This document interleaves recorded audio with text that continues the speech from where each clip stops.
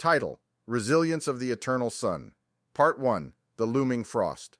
Robert Calhoun was a journalist by trade, an adventurer by heart. The rigid wilderness of Greenland was not a typical choice for such a man, but the obscurity and the silent appeal of this icy solitude was irresistible. Robert was drawn by the promise of untold stories nestled in this barren, frost-laden frontier. His purpose: to chart the tales of the elusive Inuit tribe, a nomadic civilization set against the backdrop of relentless glaciers and hidden fjords. Their tradition, history, survival, stories barely scratched by mainstream media. The weather was harsh, brutal even, yet there was a stark beauty to the landscape that was awe-inspiring. An endless vista of white punctuated by the stark blue of the icebergs and the silent rhythm of the Arctic Ocean.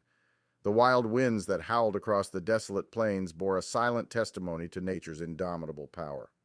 One day, a local Inuit elder named Angute told him of a sacred event to take place within the week: the sun's rebirth. The locals marked it as the end of the long winter and the dawn of the short yet vibrant Greenlandic summer. This event had never been witnessed by anyone outside the tribe before. Robert knew he had to see it. It was the story he had ventured this far for. His days became absorbed in preparation, documenting the tribe's rituals, the shared anticipation, the personal stories of hope and survival that interlaced the upcoming event. Robert could feel a tangible tension build up in the air, a heightened energy that filled the icy atmosphere as the sun's rebirth approached. There was an excitement and a fear, a mix of emotions he was yet to understand. Despite the bitter cold, he would lie awake in his tent at night, staring out at the desolate expanse, his mind racing with thoughts. He was a stranger here, an outsider in an alien land. Yet the allure of the unknown and the primal essence of the upcoming event stirred within him an unyielding desire to delve deeper, to truly understand the life that thrived here against all odds. Little did he realize he was about to be thrust into the heart of a culture and a tradition that transcended time itself. Part 2: The Sun's Rebirth. The morning of the sun's rebirth was unlike any other. A hushed silence had descended upon the village. The biting cold seemed to retreat, surrendering to the anticipation of the dawn. The sky, an uninterrupted canvas of gray, seemed to hold its breath in the quietude.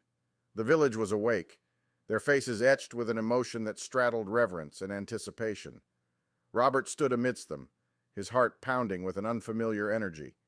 He had been granted the honor to witness the event from the ceremonial hill, a raised mound of earth and stone from where the elders would welcome the rebirth of the sun. As the first streaks of light appeared, the air seemed to shiver with a primitive rhythm. The elder, Angute, stepped forward, his face lifted towards the burgeoning dawn, a sacred chant slipping from his lips. The villagers followed, their voices a harmonious echo in the heart of the Arctic, transforming the barren landscape into a symphony of human resilience and faith. And then, as though the heavens had heard their plea, the sun appeared. A sliver of golden light peeked from the horizon, bathing the snow-covered landscape in an ethereal glow. It was a sight to behold, an orchestra of light and shadows that danced across the ice and bounced off the frozen fjords. The entire village seemed to breathe a sigh of relief, their faces lighting up in joyous celebration. The event was not just a change of season, it was a symbol of survival, of life's victory over the brutal cold, a beacon of hope for the harsh months to come. It was an annual reassurance, a sacred covenant between the sun and the land, a promise of return, of life's continuity in the harshest conditions. Robert stood there awestruck, his heart echoing the rhythm of the village's joyous chants.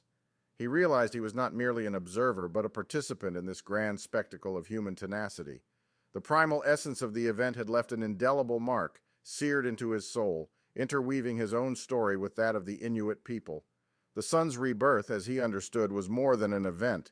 It was a pulse of life, an immortal tale of human resilience in the face of nature's ruthless indifference, a saga that he was now a part of.